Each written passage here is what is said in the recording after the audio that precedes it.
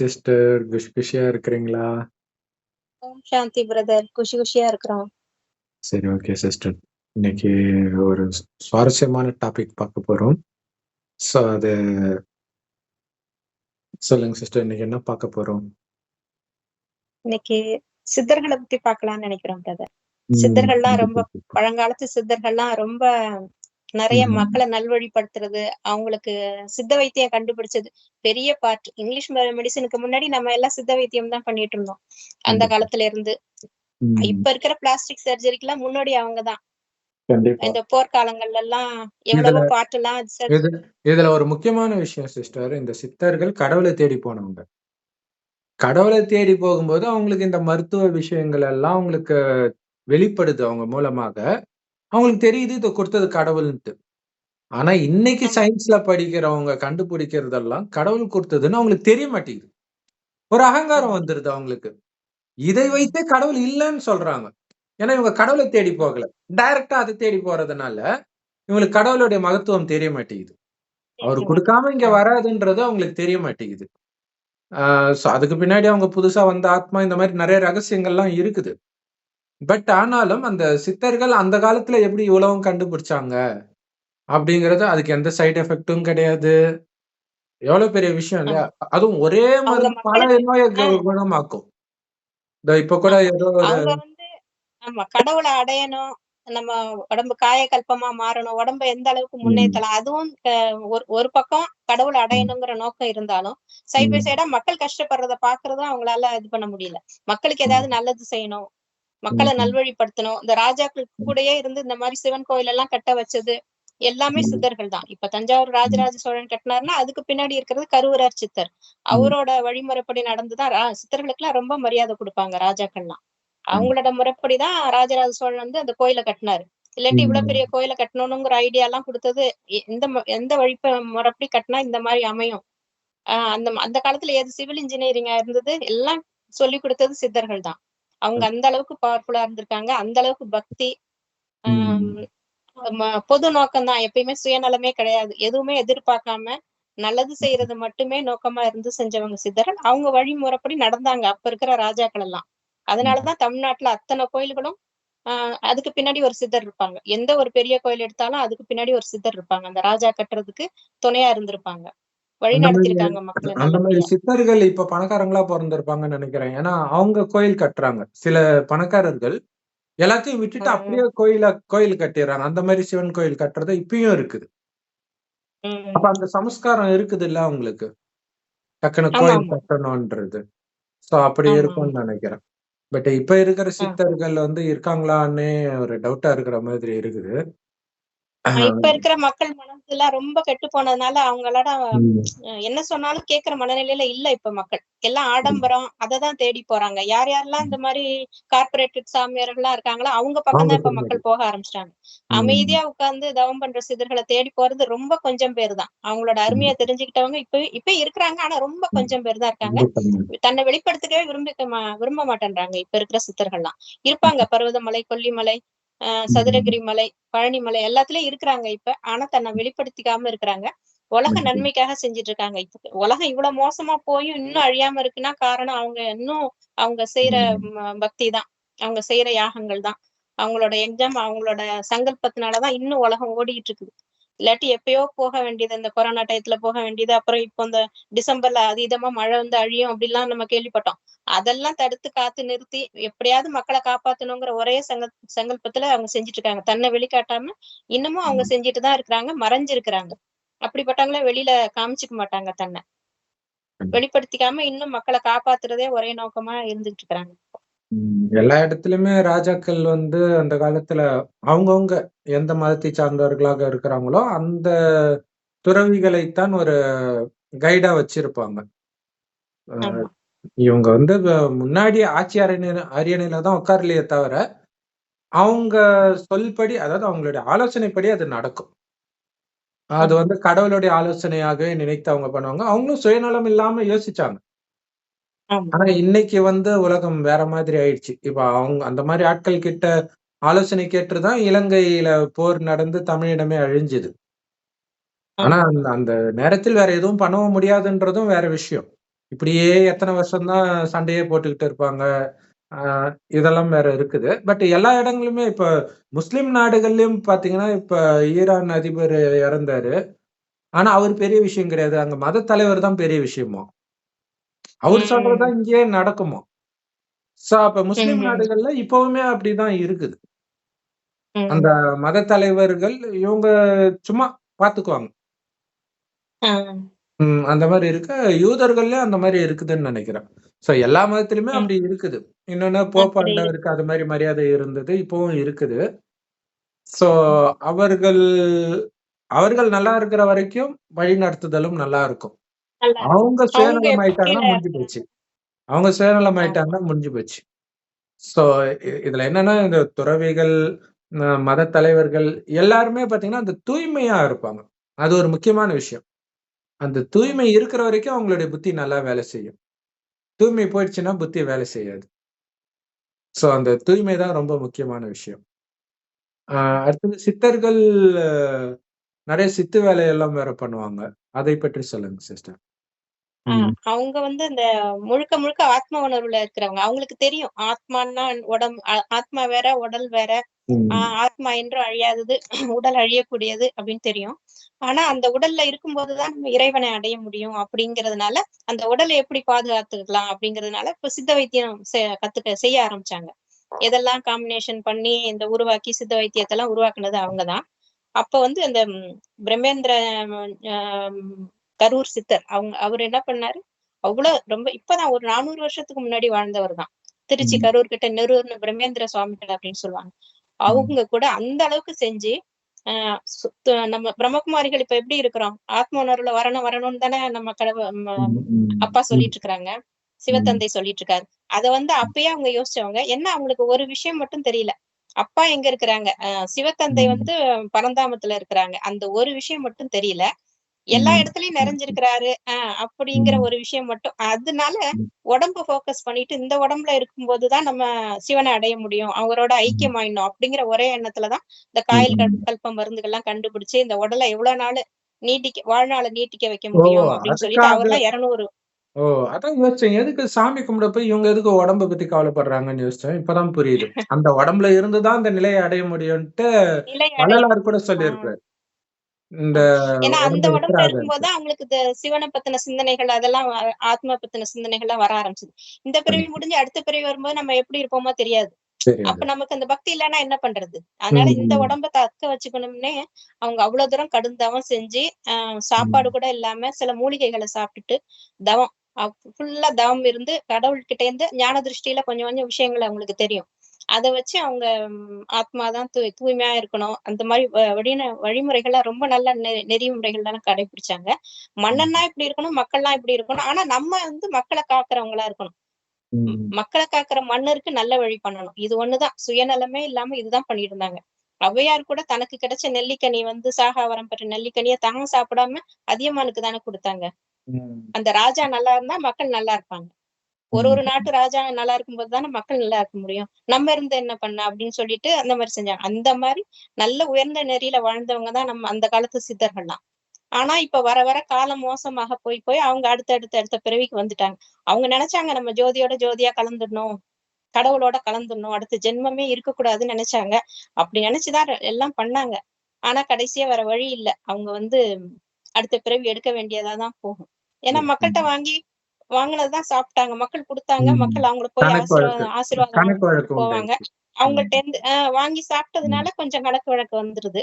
அது ஆரம்பத்துல இருக்கிறவங்க அப்படிலாம் வாங்கி சாப்பிட மாட்டாங்க. அவங்க அவங்க எல்லாம் செஞ்சு சாப்பிடுவாங்க, பழங்களை சாப்பிடுவாங்க, இல்ல மூலிகைகளை சாப்பிட்டுட்டே எழுந்திருப்பாங்க. அப்படிப்பட்டவங்க வாழ்ந்த காலத்துலதான் அந்த பழனி மலையில முருகர் போகர் அமைச்சார் இல்லையா, அவருக்கு கீழே 9 சித்தர்கள் சேர்ந்துதான் அந்த போகர் பழனி மலையை சிலையை அமைச்சது மலையில.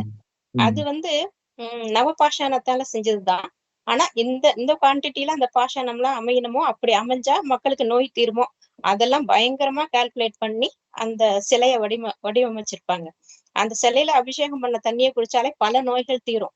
அந்த மாதிரி அந்த பாஷாணத்தையே நல்லதா மாத்திட்டாங்க. பாஷாணம்னாலே விஷம்தான் அது. 9 வகையான விஷங்களை கலந்து அந்த உருவான சிலை அது. அந்த போகருக்கு கீழே 9 சித்தர்கள் இருந்து பின்னாடி அவங்களுக்கு ஹெல்ப் பண்ணி எல்லாரும் சேர்ந்து உருவாக்குன சிலைதான் அவ்வளவு பாடுபட்டு ரொம்ப கஷ்டப்பட்டு உருவாக்கியிருக்காங்க ரொம்ப வருஷமா. ஆனா அதோட அருமை எல்லாம் மக்களுக்கு தெரிய மாட்டேங்குது இப்போ. பக்தியே ரொம்ப கீழான நிலைமைக்கு போயிடுச்சு. அந்த காலத்துல ரொம்ப நம்புனாங்க. அந்த நம்பிக்கையாலயும் அந்த பக்தியினாலயும் தான் அந்த அளவுக்கு உயர்ந்த வாழ்க்கைய வாழ்ந்துட்டு இருந்தாங்க. இப்ப வர வர மக்களுக்கு அந்த இதே குறைஞ்சு போச்சு. கடவுள் நினைவும் இல்ல. எல்லாமே தான் தோன்றித்தனமா இருக்க ஆரம்பிச்சுட்டாங்க. புலன் இன்பத்துக்கு அடிமையாயிட்டாங்க. சந்தோஷம், அமைதி இதெல்லாம் வெளியில தேடி போயிட்டாங்க. அதனாலதான் இவ்வளவு உலகம் இப்படி சீரழிஞ்சிட்டு போயிட்டு இருக்கு. இப்ப வந்து நம்ம வந்து சித்தர்கள் எல்லாருக்குமே இந்த விஷயம் போய் சேரணும்னு நினைக்கிறோம் பிரதர். கடவுள் வந்து கடைசி 100 வருஷம் வந்துதானே இந்த விஷயத்தெல்லாம் சொல்லியிருக்காரு. கரெக்ட். ஆத்மா எங்க இருக்கு, பரமாத்மா எங்க இருக்காரு, அவரோட விஷயம் இப்ப எல்லாருக்குமே போய் சேரணும். ஏன்னா இப்ப வாழ்ந்துட்டு இருக்க சித்தர்கள்லாம் இன்னுமே அந்த ஒரு விஷயம் மட்டும் தெரிஞ்சுக்காம இருக்காங்க. மற்றதெல்லாம் நல்லது செஞ்சாங்க, ஓகே, எல்லாம் நல்லதுதான். பரமாத்மாவை பத்தி மட்டும் சொல்ல வேண்டிய கடமை நமக்கு இருக்கு. அது வந்து பிரம்மகுமாரிகளுக்கு மட்டும்தான் அந்த அதிகாரத்தை கொடுத்துக்காரு கடவுள். நம்ம வந்து நம்மளும் அந்த காலத்துல தவம் எல்லாம் பண்ணியிருக்கோம். கடைசி பிறவில நம்ம இப்படி இருக்கிறோம். அது சொல்லுங்க பிரதர். அந்த தவம் பண்ணிட்டு நம்ம தான் பக்தி ஸ்டார்ட் பண்ணியிருப்போம் அப்படின்ட்டு கடவுள் சொல்றாரு. மெயினா கோயில் எல்லாம் நம்ம தான் கட்டியிருப்போம். பெரிய பெரிய பிரம்மாண்டமான கோயில்லாம் நம்ம தான் கட்டியிருப்போம். அதுல டவுட்டே கிடையாது. ஸோ பக்தியை தொடங்கி வச்சோம். அதுக்கப்புறம் நாம எல்லாத்தையும் இழந்துட்டோம். ஏன்னா அந்த சுகம், ஆத்ம சக்தியும் இழக்கும்போது ஒரு லெவலுக்கு மேல எட்டவன் கையில காசு, குரங்கு கையில பூ மேல கிடைச்சா என்ன பண்ணும்? அந்த மாதிரி எல்லாம் தவறான வழியில செலவு பண்ணி அனைத்தையும் இழந்துட்டோம் நாம. ஸோ அப்படி இழந்த நம்மள வந்து மீண்டும் அடையறதுக்கான வழியை சொல்றாரு கடவுள். அந்த அவரு இருக்கிற இடத்தை பற்றி முதல்ல சொல்றாரு. அவர் செம்பொன் நிறமான ஒளி உலகத்துல நட்சத்திரம் மாதிரி இருக்கார். இதைத்தான் பரந்தாமம் அல்லது பரலோகம்னு கிறிஸ்தவ மதத்திலும் இந்து மதத்திலும் சொல்லுவாங்க. ஆத்மாக்கள் கூட அங்க இருந்துதான் வரும். இப்ப எல்லாரும் என்ன நினைச்சுக்கிறாங்க, கடவுள்ல ஒரு பகுதி வந்துடுச்சு ஆத்மாவா? அப்படி கிடையாது. கடவுள் இருக்கிற இடத்துல அவரும் இருக்காரு, நம்மளும் இருக்கிறோம். நம்ம தனியா வரோம். ஆத்மா தனி. ஒவ்வொரு ஆத்மாவும் தனித்தனியா தான் இருக்கும். ஒரு ஆத்மா இன்னொரு ஆத்மாவா மாறாது. அப்ப எப்படி பரமாத்மாவா ஆக முடியும்? அவர் இருக்கிற இடம் ஜோதியாக இருக்குது. அதாவது ஜோதி மாதிரி கலரா இருக்குது. நெருப்பு கிடையாது. சோ அது சிலருக்கு காட்சி கிடைக்குது, வள்ளலார் மாதிரி நபர்களுக்கு. அதனால கடவுள் அப்படி பெரிய ஜோதியா இருக்கிறாருன்ட்டு அந்த ஜோதி தரிசனம்ட்டு ரொம்ப ஃபேமஸாக இருக்குது. சோ கடவுள் கடைசி 100 வருடம் ஒரு வயோதிகர் உடல்ல வந்து இந்த ஞானத்தை கொடுக்கிறார். என்ன ஞானத்தை கொடுக்கிறார் அப்படின்னா, இந்த பூமியை நான் சொர்க்கமாக படைத்தேன். அங்க எந்த விதமான துக்கமும் கிடையாது. இன்னைக்கு சித்தர்கள்லாம் பிறவா நிலை வேணும்னு கேட்கறதுக்கு காரணம் இந்த உலகம் மோசமா இருக்குது. ஐயோ, இன்னொரு தடவை இங்க பொறந்துடக்கூடாதுன்ட்டு சித்தர்கள் மட்டும் இல்ல, சாதாரண மனிதனே நினைக்க ஆரம்பிச்சுட்டான். சோ அப்ப அந்த மாதிரி நிலையை நான் உருவாக்கல. 2500 வருடம் நான் உருவாக்கிய உலகத்தில் அப்படி இல்லவே கிடையாது. எந்த துக்கமும் கிடையாது. பிறந்ததுல இருந்து இறக்கும் வரை ஆனந்தம், ஆனந்தம், ஆனந்தமே. காரணம் உங்களுடைய கவனம் ஆத்மாவுல இருக்கும். ஆத்மானா உயிர். அது பூர்வமத்தில நட்சத்திரம் மாதிரி ஜொலிக்கனா தான் இங்க போட்டு வைக்கிற பழக்கம் இருக்கு. சோ அந்த ஆத்மா தான் கண் வழியா பாக்குது, வாய் வழியா பேசுது, எல்லா காரியத்தையும் உடல் மூலமாக செய்யுதுன்ற உணர்வோடவே ஒருவரை ஒருவர் பார்க்கும் பொழுது, ரொம்ப அழகாக ஆண்கள், பெண்கள் இருந்தாலும் சின்ன சலனம், காமம், காதல் எதுவுமே இருக்காது. அதனால தான் உங்கள கோயில் கட்டி கும்பிடுறோம். அங்க வந்து கணவனும் மனைவியும் நமக்கு ஒரு குழந்தை பிறக்கணும்னு நினைக்கும் பொழுது மனைவி கர்ப்பமாவாலே தவிர காமத்தினால கிடையாது. சோ அவ்வளவு பரிசுத்தமா இருந்ததுனால தான் உங்கள கோயில் கட்டி கும்பிடுறோம். ஆனா அப்படி இருந்தவர்களே தான் 2500 வருஷம் கழிச்சு அவர்களுக்கு கோயில் கட்டுறாங்க. அதாவது தனக்கு தானே தான் கோயில் கட்டுறாங்க. அது அவங்களுக்கே தெரியாது. சோ அப்படியே கோயில் கட்டி கட்டி அப்ப அந்த கோயில் கட்டும் பொழுதுதான் கோயிலை பராமரிக்கிறது யாரு? ராஜா கட்டிடுவாரு. அவர் உட்கார்ந்து அபிஷேகமா பண்ணிட்டு இருக்க முடியும். அப்ப சிலரை அவர் தேர்ந்தெடுத்து வைக்கிறார். அந்த சிலர் தான் பிராமணர்களாக மாறுறாங்க. இது தெரியாம பிராமணர்களா வெளிநாட்டுல இருந்து குதிச்சு வந்தாங்க. எந்த வெளிநாட்டுல இந்து மதத்துல ஃபாலோ பண்ணிட்டு இருக்கிறாங்க. இவங்க பாட்டுக்கு இஷ்டத்துக்கு, அதாவது இங்க இந்து மதத்தை அழிக்கணும். இந்து மதத்துக்கும் இதுக்கும் சம்மந்தம் கிடையாது. அப்படி சொல்றதுக்காக ஒருத்தர் கமெண்ட்ல கூட போட்டார், தமிழர்களுக்கும் இதுக்கும் சம்மந்தமே கிடையாது. தமிழர்கள் சிவனை தானே வழிபடுறாங்க. சிவன் கைலாயத்துல இருந்தாருன்னு சொல்றாங்க. அந்த வேலையை செய்யறவங்களுக்கு அந்தந்த அது மாதிரிதான் ஜாதியே பிரிக்கப்பட்டது. தச்சு வேலை செய்யறவங்க எல்லாம் ஒரு ஜாதி, பொற்கொள்ளர்கள் அந்த பொன் வேலை செய்யறவங்க எல்லாம் ஒரு ஜாதி, அப்புறம் பூஜை செய்யறவங்க எல்லாம் ஒரு ஜாதி. இந்த மாதிரிதான் வந்ததே தவிர இது பிறப்புனால அப்படின்லாம் கிடையாது. எல்லாம் அந்த தொழில் சம்பந்தப்பட்டது. ஆமா, அப்பா குழந்தைக்கு அததான் கத்து கொடுப்பாரு. அவருக்கு தெரிஞ்சதான் அவர் கத்து கொடுப்பாரு. இன்னொன்னு அவங்களுக்கு அது கம்ஃபர்டபுளாவும் இருக்கும். ஏன்னா அவங்களுக்கு தெரியும். இன்னொன்னு அப்ப காசுக்காகவும் பண்ணியிருக்க மாட்டாங்க. இல்லையா? அப்ப வந்து அது தொழில் அவ்வளவுதான். மற்றபடி எல்லாருக்கும் எல்லாமே இருக்கும். சொர்க்கத்தை பொறுத்தவரைக்கும். நரகத்திலும் பார்த்தீங்கன்னா, ஏழ்மைலாம் வந்துராது. எனக்கு தெரிஞ்சு நான் சின்ன வயசுல இருக்கும்போதே பார்த்தீங்கன்னா, ஏழைகளுக்கெல்லாம் பார்த்தீங்கன்னா, அந்த நிலம் இருக்கும். கொல்லைக்கு போயிட்டு வரேன், கொல்லைக்கு போயிட்டு வரேன்னுவாங்க. அந்த துணி துவைக்கிறவங்க, வண்ணான் இவங்களுக்கெல்லாம் கூட நிலம் இருந்தது. சோ இப்படியெல்லாம் இருந்தது. இப்ப அனைத்தையும் இழந்துட்டோம். இப்ப பணக்காரங்களுக்கும் எதுவும் கிடையாது. ஏழைகளுக்கும் எதுவும் கிடையாது. மறுபடியும் ஒரு கொரோனா வந்தா முடிஞ்சு போச்சு எல்லாமே. இப்பயே வர மாதிரி இருக்குது சைனால இருந்து. சோ இப்ப இந்த நேரத்தில் அனைத்தையும் இழந்து பிச்சைக்காரன் மாதிரி இருக்கிற இந்த நேரத்தில் இறைவன் சொல்றாரு, "தங்க செங்கற்களால் கட்டப்பட்ட மாட மாளிகையில் வசிச்சீங்க நீங்க. ஆனா இன்னைக்கு உங்க நிலைமை எப்படி இருக்குது பாருங்க. அங்க வந்து சுயநலம்னா என்னன்னே தெரியாது. குழந்தை மாதிரி இருந்தீங்க. ஆனா இன்னைக்கு சொத்துக்காக சகோதரர்கள கொலை பண்றது, அப்பா அம்மாவ கொலை பண்றது, கணவன கொலை பண்றது, மனைவிய கொலை பண்றது, இது இல்லாம கள்ளத்தொடர்பு. விஷமோ விஷம் மனிதனுக்குள்ள. காரணம் இந்த காமம், கோபம், பற்று, பேராசை, அகங்காரம் வந்துச்சு. அதுக்கு காரணம் ஆத்மான்னு சொர்க்கத்துல நெனச்சத நரகத்துல வரும்போது மறந்துடுறீங்க. அதனால தான் அது நரகமாவே ஆகுது. உடம்புன்னு நெனச்சிரும். அந்த உடம்பு நான் கிடையாதுன்னு உணர்ந்து மீண்டும் ஆத்மான்னு உணருங்க. அதுக்கான சக்தியும் இப்ப இல்ல. அந்த அளவுக்கு கான்சன்ட்ரேஷன் பவர் இல்ல. அந்த சக்திய நிரப்பிக்கிறதுக்கு தான் பரமாத்மாவை, சிவபெருமானை நினைச்சுக்கிட்டே இருக்கிறோம். செம்பன் நிறமான ஒளி உலகத்துல ஒரு நட்சத்திரம் மாரி இருக்கார். அதே மாதிரியே நட்சத்திரம் மாரி தான் நம்மளும் இருக்கிறோம் பூர்வ மத்தியில. 2 பேருமே ஆத்மா தான். சோ அவர எந்த அளவுக்கு நினைக்கிறோமோ, அந்த அளவுக்கு ஆத்மா தூய்மையாகும். எந்த அளவுக்கு தூய்மையாகுதோ, அந்த அளவுக்கு வெளி உலக கவர்ச்சியில நீங்க ஈர்க்கப்பட மாட்டீங்க. அப்ப தனித்து தனக்குள்ளேயே கவனம் ஐக்கியமாகும்பொழுது, ஆத்மாவுடைய உண்மையான குணமான ஆனந்தம், அமைதி வெளிப்பட ஆரம்பிக்கும். தனக்குத்தானே திருப்தியா இருப்பாங்க. இந்த நிலையில நீங்க சரீரத்தை விட்டால் சொர்க்கத்திற்கு வருவீங்க. வெளி உலக கவர்ச்சியோ, கவலையோ உங்கள கொஞ்சம் கூட பாதிக்கல அப்டின்னா, அது சொர்க்கத்தின் குணம். அதுக்கான டெஸ்ட் பேப்பர் தான் இப்ப நரகத்துடைய கடைசின்னு ஒரு வருடம். சுத்தி எல்லாம் நடக்கும். எதை இழந்தாலும் இறைவனை தவிர எனக்கு யாரும் இல்லன்னு ஏற்கனவே நீங்க முடிவு பண்ணிட்டா குடும்பத்துல இருந்துகிட்டே, நீங்க தான் சொர்க்கத்துக்கு வர்றதுக்கு தயாரா இருப்பீங்க. மற்றபடி நம்ம காட்டுக்கு போயி இருக்கிறவங்களால வர முடியாது.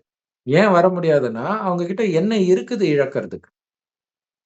ஆல்ரெடி எல்லாத்தையும் விட்டு போயிட்டாங்க. நீங்க குடும்பத்திலே இருந்துகிட்டு, அ யார் இல்லாம என்னால வாழவே முடியாதுன்னு நெனச்சீங்களோ, அவங்க உங்க கண்ணு முன்னாடி இறக்கும்போது, கொஞ்சம் கூட மனம் வந்து துக்கப்படல அப்டின்னும்போது, அந்த நிலைய நீங்க அடைஞ்சிட்டீங்கன்னு கடவுளுக்கு நிரூபிக்கிறீங்க. அது ஒரு டெஸ்ட் பேப்பர் அது.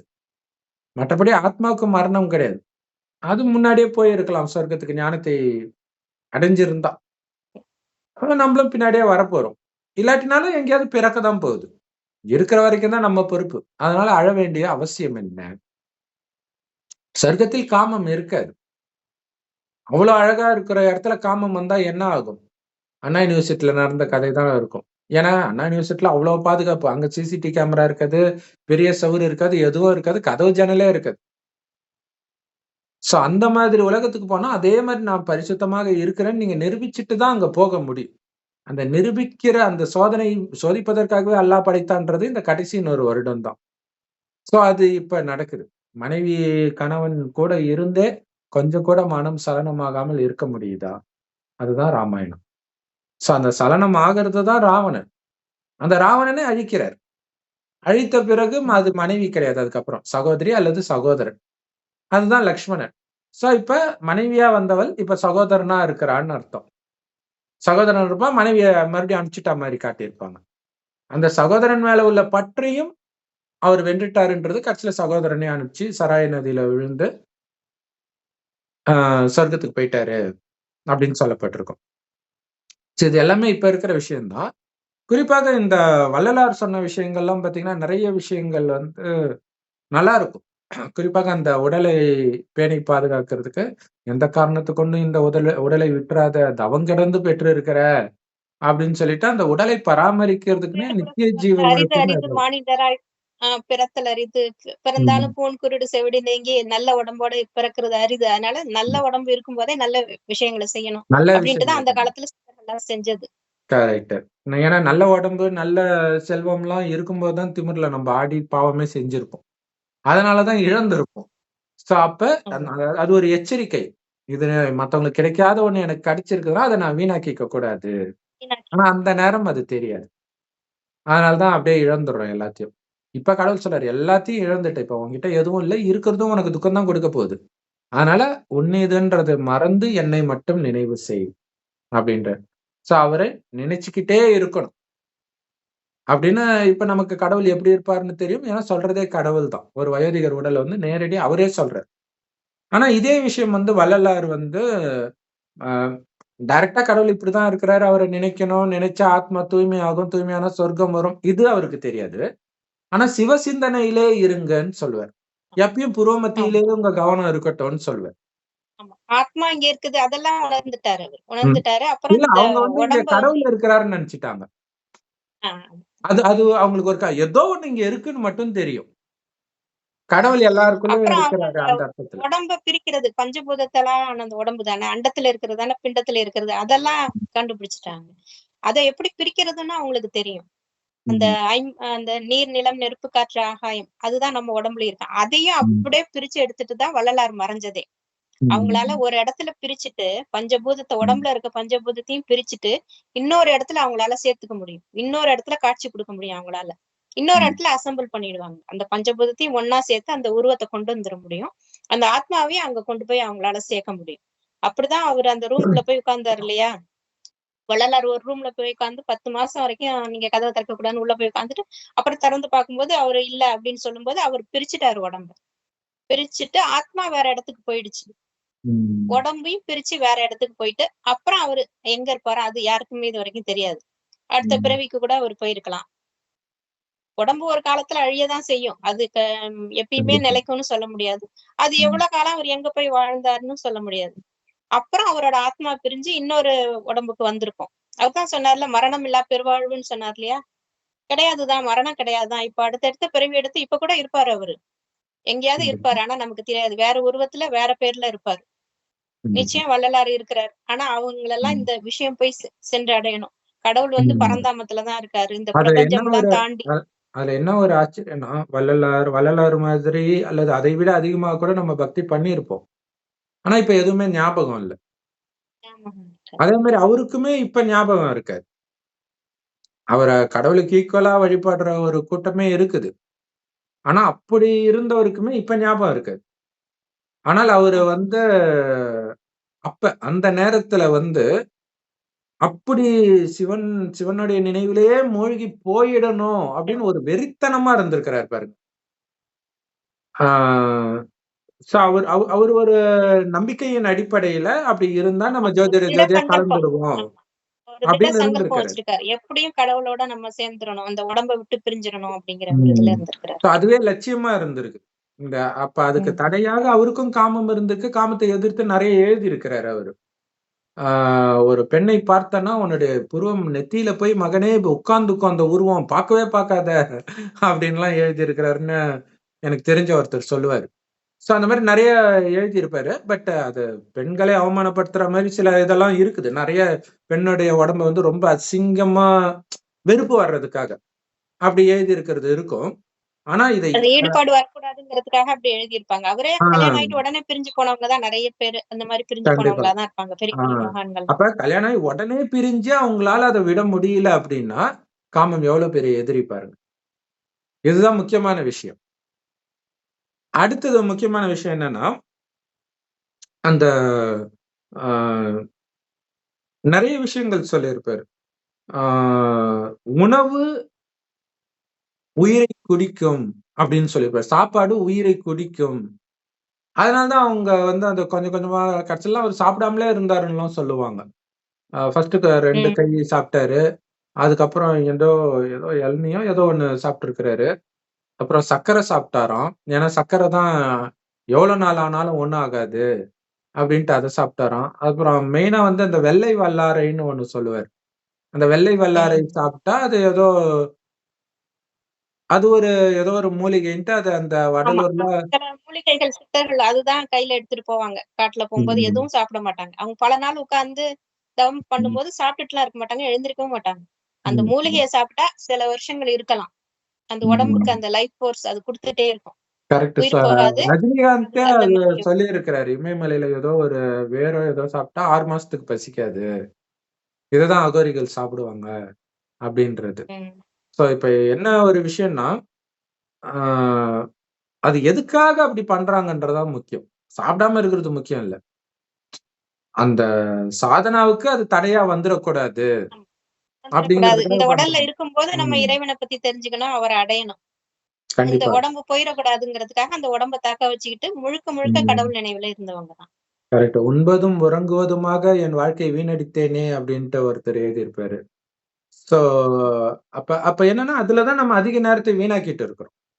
அது ஆமா. இருக்கக்கூடாதுன்றதுக்காக அவங்க அப்படி பண்றாங்க. பட் இங்க வந்து இங்கேயும் நம்ம வந்து அதிகமா சாப்பிடக்கூடாது. கம்மியாவும் சாப்பிடக்கூடாது. அது கீதையிலே இருக்கும்.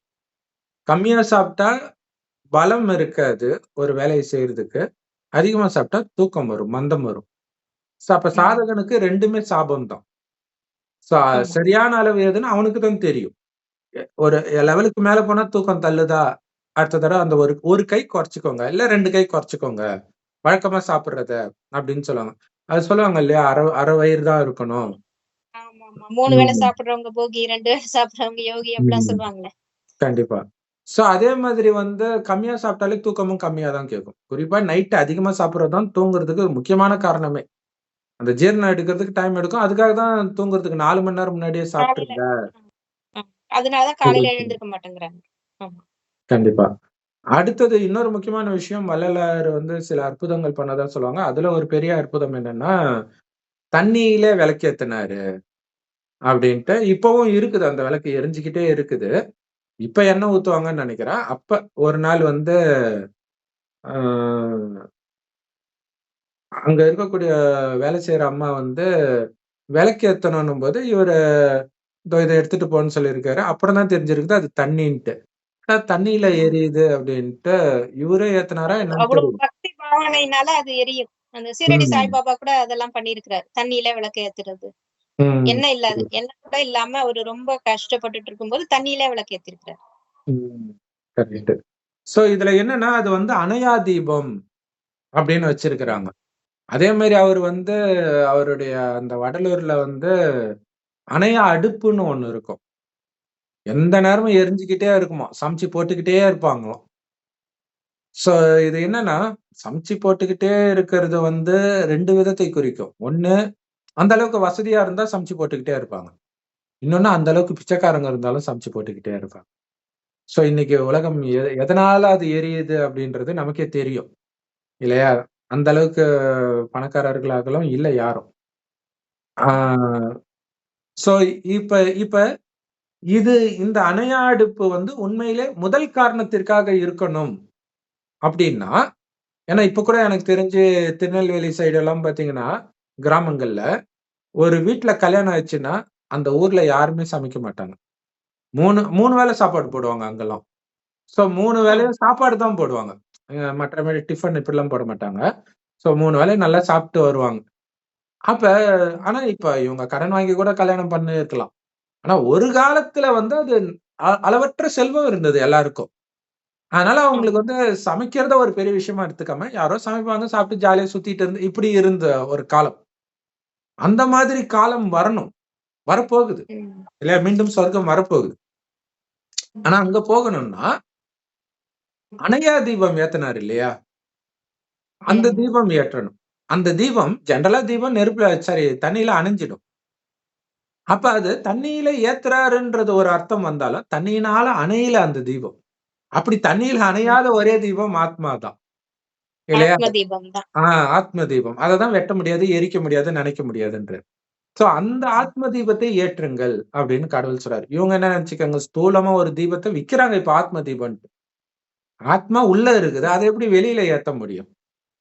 சோ ஆக்சுவலா ஆமா. ஆத்மாவுடைய நினைவு தான் தீபம் ஏத்துறது. பரமாத்மாவும் ஒரு தீபம் தான். இது வந்து ஒரு ஒரு நட்சத்திரம் மாதிரி இருக்குது. ஒளியா இருக்குது. ஆனா அது அணைக்கக்கூடியது கிடையாது. அந்த அது வந்து யாரையும் எரிக்கவும் செய்யாது. நெருப்பு கிடையாது.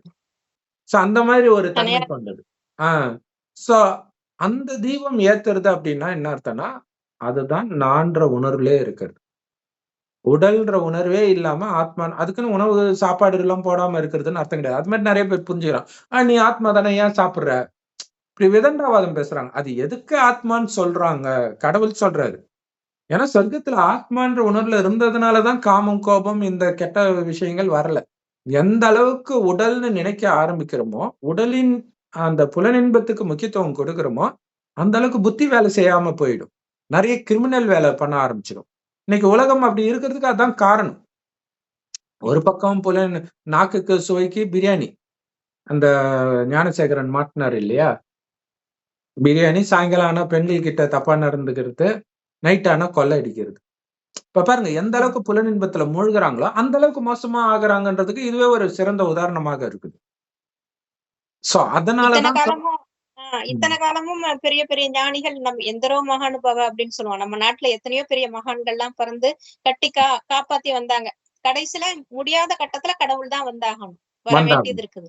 பைபிள்ல கல்கி அவதாரம் அதான் எல்லா மதங்கள்லயும் கடவுளை எதிர்பார்க்கறாங்க. வந்துட்டாரு, அது வந்துட்டாரு. அததான் நம்ம இப்ப சொல்லிட்டு இருக்கிறோம். அவர் சொன்னதைதான் நம்ம இப்ப சொல்லிட்டு இருக்கிறோம். கண்டிப்பா சித்தர்களாலும் காப்பாற்ற முடியாத நிலைமை வந்துருச்சு இப்போ உலகத்தை.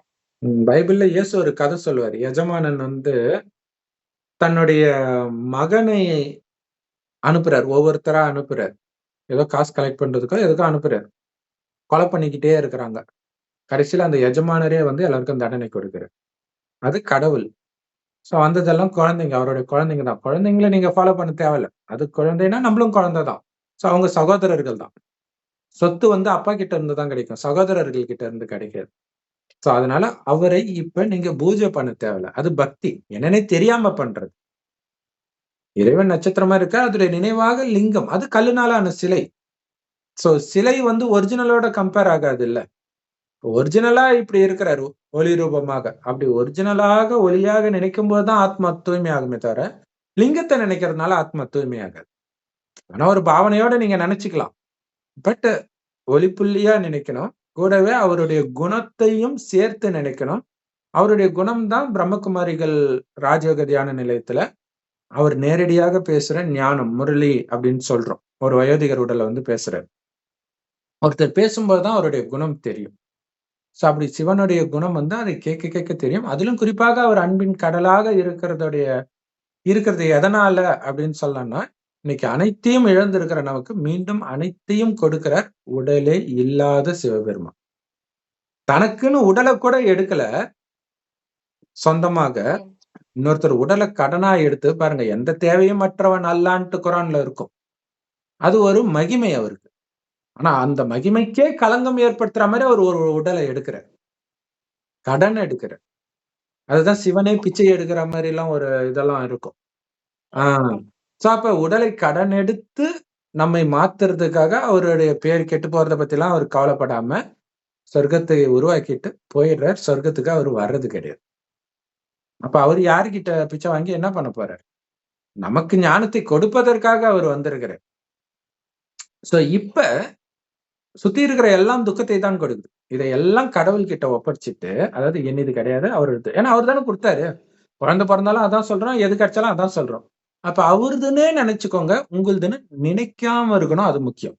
அவருதுன்னு சொல்லுவாங்க, ஆனா இறந்துச்சு குழந்தைன்னா அழுவாங்க. இப்ப என்னதுன்னு நீங்க நினைக்கிறீங்க, அது ஒரு டெஸ்ட் பேப்பர். அதை புரிஞ்சுக்கணும். அதுவும் எந்த அளவுக்கு சின்ன வயசுல குழந்தை இருக்குதோ அந்த அளவுக்கு வலி பயங்கரமா இருக்கும். சோ இப்ப கூட ஒரு குழந்தை கழிவறை தொட்டியில விழுந்து இறந்ததா தமிழ்நாட்டுல ரொம்ப ஃபேமஸாக பேசப்படுது, விக்கிரவாண்டியில. சோ இந்த மாதிரி அது பயங்கரமா வலிக்கும் தான். ஆனால் நீங்க கடவுள் நினைவுலயே இருந்து உண்மையிலேயே அது கடவுளோடது, நான் வேலைக்காரி, அதை பாத்துக்கிற வேலைக்காரின்னு நினைச்சா, எஜமானருடைய குழந்தை ஐயோ பாவம் நல்ல குழந்தைப்பா என்கிட்ட பேசும், அவ்வளவுதான் சொல்லுங்களே தவிர வயிற்றுல வாயில வச்சுட்டு அழ மாட்டீங்க. ஆனா நம்மள அறியாம டக்குன்னு பிடிக்கிறோம் இல்லையா என்னதுன்ட்டு, இதுதான் முதல் திருட்டு. இதான் முதல் திருட்டு. இந்த பற்று தான் திருட்டு.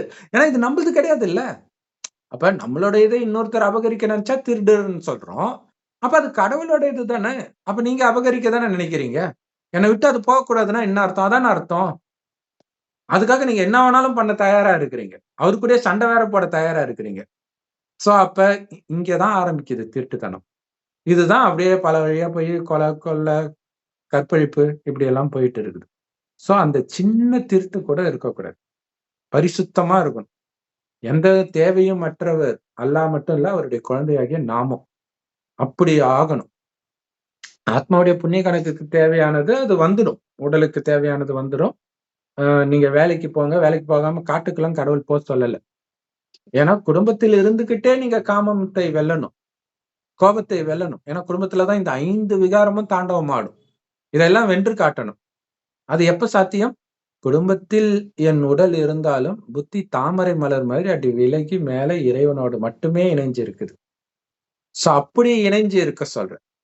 சோ இந்த விஷயம் சித்தர்களுக்கு தெரிஞ்சிருந்தால் அவங்க வீட்டை விட்டு போயே இருக்க மாட்டாங்க. வீட்டுல இருந்தே அந்த பலனையும் அடைஞ்சிருப்பாங்க. ஏன்னா என்னதான் சித்தர்கள் பக்காவா தீவிரமா இருந்தாலும் அடுத்த ஜென்மத்தில் அதை விட கீழான நிலை அடைந்தே தீர்வார்கள். ஏன்னா அடுத்தடுத்து ஆத்ம சக்தி இழந்துட்டு தான் இருக்கும். உலகமும் மோசமா இருக்குது. சோ ஆனா இப்ப உலகம் ரொம்ப ரொம்ப மோசமா இருக்கு. அதுல டவுட்டே கிடையாது. ஆனா நாம புடிச்சிருக்கிறது கடவுளுடைய கையை. மனிதர்களுடைய கையோ, சித்தர்களுடைய கையையோ, மத ஸ்தாபகர்களுடைய கையோ கிடையாது. ஸ்ட்ரெயிட்டா இறைவனுடைய வழி, இறைவனுடைய நினைவு. அதன் மூலமாக தான் சாத்தியமாகுது எல்லாமே.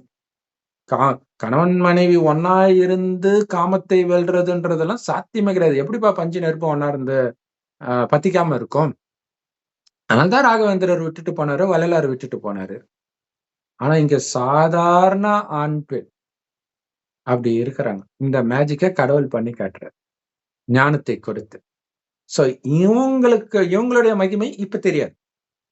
எப்ப தெரியும்னா கடைசியில தெரியும். கடைசியில காட்சி போட்டு காட்டுவார் எல்லாம். இவங்க எப்படி தூய்மையா இருந்தாங்க, எண்ணத்தினால, சொல்லுல, பார்வையில, செயல்ல எல்லாமே போட்டு காட்டுவார். அந்த நேரம் அவங்களுக்கு பூஜை பண்ண ஆரம்பிச்சிருவாங்க உயிரோட்டமாகவே. அடுத்தது எல்லாம் உலகம் அழிஞ்சு சொர்க்கத்துக்கு போயிடுவாங்க. சொர்க்கத்துல பக்தியே இருக்காது. நரகத்தில் வரும்போது மீண்டும் இப்ப இந்த மாதிரி இருந்த பிரம்மகுமாரிகளுக்குத்தான் கோயில் கட்டுறாங்க. அதனால நீங்க எந்த தெய்வம் பார்த்தாலும் பிரம்மாவுக்கு பிறந்தவங்க இல்லைன்னா சிவனுடைய மனைவி, சிவனுடைய குழந்தை இப்படிதான் இருக்கும். அப்ப நாம ஒரு வயோதிகர் உடல்ல இறைவன் வராரு. அவருக்கு பிரம்மான்னு பேர் வைக்கிறார். அவர் வாய் வழியாக ஞானத்தை கேட்டதுனால நம்ம பிரம்மாவுக்கும் குழந்தை. ஆனா கடவுளுக்கு தான், சிவனுக்கு தான் குழந்தை. பிரம்மா மூலமா பிறக்கனால பிரம்மாவுக்கும் குழந்தை. பிரம்மகுமார் குமாரிகள். இந்த கடவுளுடைய குழந்தைகளுக்குத்தான் தெருவுக்கு தெரு அம்மனுக்கு கோயில் கட்டி வச்சிருக்கிறாங்க. ஒண்ணும் பண்ணாம பண்ணல. இவ்வளோ நல்ல விஷயத்த பண்ணதுனாலதான் கோயில் கட்டி பண்றாங்க. ஏன்னா சித்தர்களுக்கு கோயில் பெருசாலாம் இருக்காது. இருந்தாலும் சின்னதா இருக்கும். ஆனால் நாராயணனுக்கு எப்படி இருக்கும் கோயில்னு தெரியும். சோ அவ்வளவு கூட்டம் இல்லையா? இப்ப வேற ஸ்டேட்ல இருந்து வரவங்களும் சித்தர்கள் இடத்துக்குள்ள போக மாட்டாங்க இல்லையா? ரொம்ப ரேர் தான் அது மாதிரி போறவங்க. ஆனா கண்டிப்பா பெருமாள் கோயில், அந்த ஜெகநாத் புரி இந்த மாதிரி இடங்களுக்கு எல்லாம் போவாங்க. அப்படி நீங்க தான் இருந்து இங்க சொர்க்கத்தில் இப்ப மீண்டும் அப்படி ஆக போறீங்க. அதுக்கு நீங்க எதுவும் பண்ண தேவையில்ல. குடும்பத்தை பார்த்துக்கோங்க, வேலைக்கு போங்க, ஸ்கூலுக்கு போங்க. ஆனா நினைவு மட்டும் நான் கடவுளுடைய குழந்தைன்றது சதா ஞாபகம் இருக்கட்டும். இந்த உடலை விட்டா நான் அங்க போகணும். அதுக்கு நான் ஆத்மான்னு ஞாபகம் இருக்கணும். ஏன்னா உடம்போட போகாது. சோ இப்ப இந்த உடலை பாதுகாத்துக்கணும் அப்படின்னு வள்ளலார் சொன்னதுக்கு இன்னொரு காரணம் என்ன ஆயிடுச்சுன்னா, கடைசி வரைக்கும் இந்த உடம்புல இருக்கணும்ன்ற ஒரு முடிவுக்கு வந்துட்டாங்க. அப்படி புரிஞ்சுக்கிட்டாங்க. புரிஞ்சுக்கிட்டு இந்த உடலையே ஒளித்தேகமாக மாற்றி இங்கேயே இருப்பேன், இங்கே இருக்கிறார் அவரு அப்படின்னு நினைச்சுக்கிட்டாங்க. சோ அந்த ஒளித்தேகமாக்குறதுன்னு ஒண்ணு இருக்குது. அது இப்ப கடவுள் சொல்லி கொடுக்கிறார். அததான் ஃபரிஸ்தா அப்படின்னு சொல்றோம். அதாவது இறைவனுடைய நினைவிலே இருந்துகிட்டு கடவுள் இருக்கிற இடம் செம்பொன் நிறமான ஒளி உலகம். அது அங்க இப்ப போக முடியாது. உலகம் அழியும் போதுதான் போக முடியும். இப்ப இந்த பூமி அழிஞ்சாலும் அழியறதுக்கு முன்னாடியுமே கூட உடலை விட்ட உடனே அங்க போற வரைக்கும் நீங்க ரெண்டுத்துக்கும் இடைப்பட்ட ஒரு சூக்ஷ்ம லோகத்துல இருப்போம். அதுதான் அந்த சூக்ஷ்ம உடல், ஒளி உடல் அப்படின்னு சொல்றது. அது எல்லாருக்குமே இருக்கும். ஆனால் அந்த ஒளி உடல்ல நீங்க மேல போறீங்களா, இங்கேயே அலையறீங்களா? இங்க அலைஞ்சா நீங்க பேய். மேல யார் போவாங்கன்னா, இங்க எதன் மீதும் பற்று இல்லைன்னா தான் அங்க போக முடியும். போறது மட்டும் இல்ல, அங்கிருந்து மற்றவர்கள் நல்லா இருக்கணும்ன்ற ஒரே எண்ணத்தை உருவாக்கிக்கிட்டே இருக்கும். நல்லா இருக்கணும் இங்க மனிதர்கள் நினைக்கிற அர்த்தத்துல கிடையாது. சொர்க்கத்திற்கு வரணும். இங்க இருக்கக்கூடிய காமம், கோபம், பற்று, பேராசை, அகங்காரம் எதனாலலாம் அவங்க துக்கத்தை அனுபவிக்கிறாங்களோ அதுல இருந்து விடுபடணும். அந்த மூல காரணம் அதுல இருந்து விடுபடணும் அப்படின்ற எண்ணத்தில் இறைவன் நினைவுல இருந்து அந்த அதிர்வலைகளை பரவ செஞ்சுக்கிட்டே இருப்பாங்க. அப்படி பரவ செய்யறது ஒரு காரணம், நம்ம எல்லாம் இந்த ஞானம் புரிஞ்சுக்கிறதுக்கு. ஒரு குறிப்பிட்ட டைமுக்கு அப்புறம் நமக்கே சில சமயம் இந்த ஞானம் வர்றதுக்கு முன்னாடியே நமக்கே தோணும் சில விஷயங்கள். ஏன் இப்படி இருக்கக்கூடாது, அப்படி இருக்கக்கூடாது, எப்படி நமக்கு இதெல்லாம் தோணுச்சு? அவர்கள் நினைக்கிற எண்ணம் அங்க குறிப்பாக அந்த குழந்தையா இருக்கும்போதோ அல்லது பரிசுத்தமா ஏதோ ஒரு காலத்துல இருக்கும்போதோ அது டச் ஆகும். சோ இந்த வேலையை நாம பண்ணணும்.